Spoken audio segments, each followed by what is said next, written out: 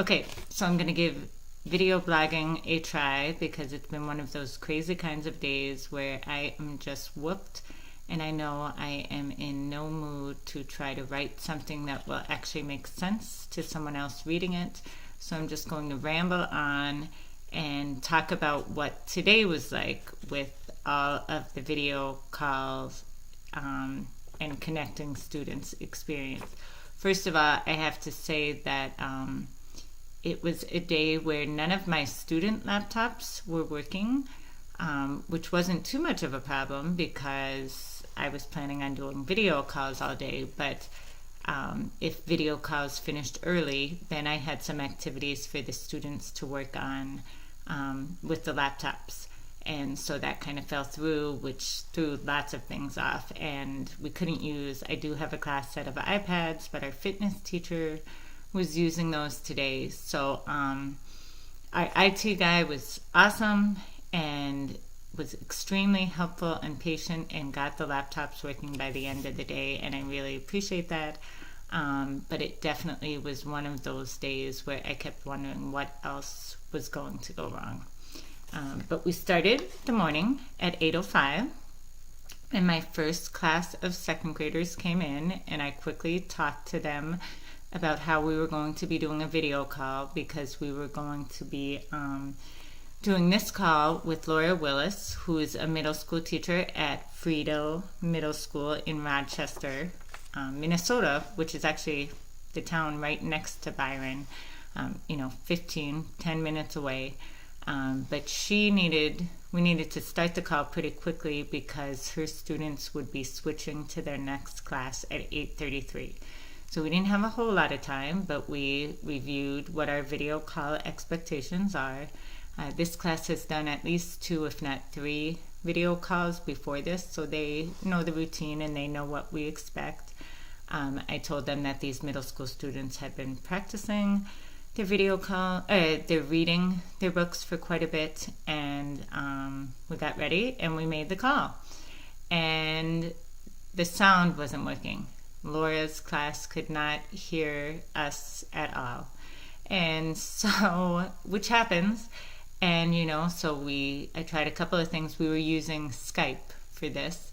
Tried a couple of things, texting her messages, and then said, okay, let me try calling you back and we'll see if that works. Tried once, that didn't work. I think I had her try calling us, that didn't work, and finally we got it figured out. And I will say that last year I did do a lot more pre-calls before the actual call with students, just to make sure that everyone is set up and that our connection was working well and that everybody knew how to make sound and things like that. I have not done that as much this year, and I'm wondering if I need to do that again, just because I do think it's nice to know that everything is working, because otherwise you get stuck like we did, and the kids did fine, but chaos can happen when tech doesn't work the way you want it to, and they have to be patient, and you're trying to scramble and make things work.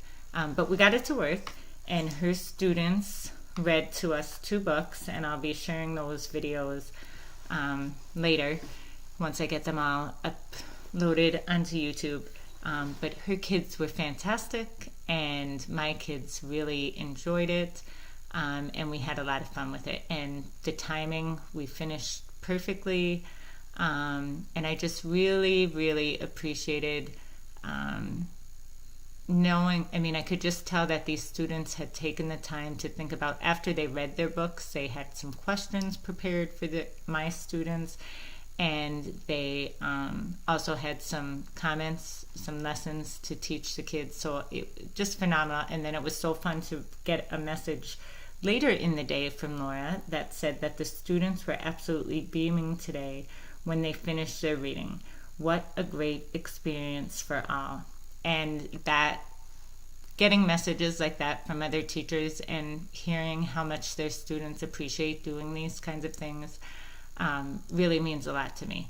And sometimes I'm gonna brag about this later, but I know that we all have standards and different learning targets and those kinds of things. But sometimes when you're connecting students with each other, it's important to remember that sometimes it's not so much for your students as it is for the other students. And that, not to say that my second graders did not get a wonderful experience from this, but I can't say, any standards were covered for them. But, they definitely enjoyed hearing the books and having the questions answered. But to hear that Laura's students, are beaming and had a great experience, and that she would love to have them be able to sign up again and read to more classes. That's what it's all about for me. So that was the first hour. Then the second hour, I had a fourth grade class. And for that hour, and I apologize, Mark, if I'm not pronouncing your last name right, but Mark Nichanicki, I know him. He's a fourth grade teacher. He is also in Minnesota, not too far away from us, in Albert Lea, which is probably a 30-minute drive from us. But he's a fourth grade teacher, and it was his prep. So he volunteered to read a chapter book to my students that I had at the time, fourth graders. And I can't even remember what the title of the book is right now, but he read the 2 chapters. Again, you'll get to see it on video. The kids seemed to be listening and enjoying it. They definitely wanted him to read the second chapter. And then we were able to have him talk a little bit about what his fourth graders have been learning, and then the class I had shared some of the things that we had been learning. So again, a very worthwhile experience for both. And again, another thing that I really enjoy doing the video calls and connecting with other classes and teachers, I get to see a little bit of a glimpse of other teachers and how they read to kids, how they interact with kids, and I really enjoy that very much. The third class I had a group of third graders, and we did a mystery Skype with some other third grade students from Holy Trinity Academy in Melbourne, Florida. And we did a mystery Skype with a different class from this school yesterday, and we had a little bit of tech problems there where the sound wasn't working. We thought we got that all figured out.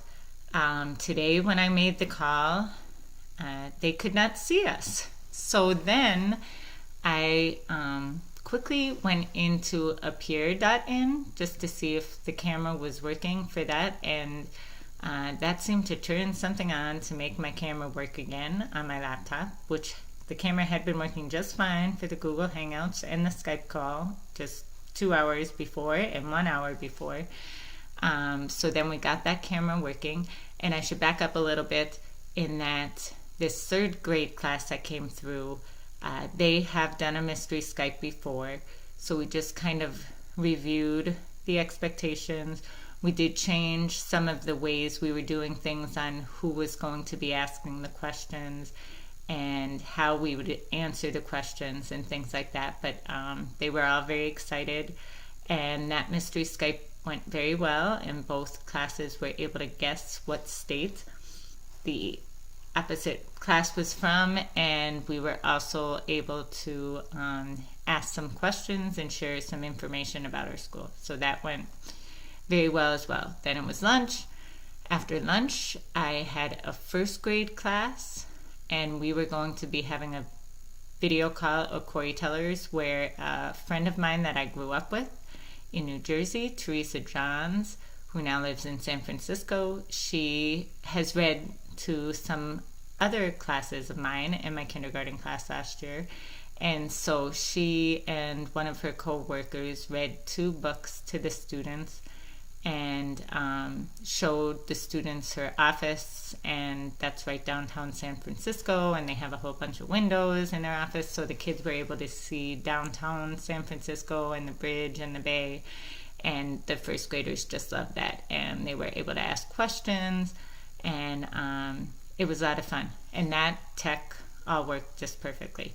And then finally, I had a second grade class today, and they too had a read aloud a Corey Teller session with Teresa. Teresa signed up for 2 sessions because she has so much fun with it.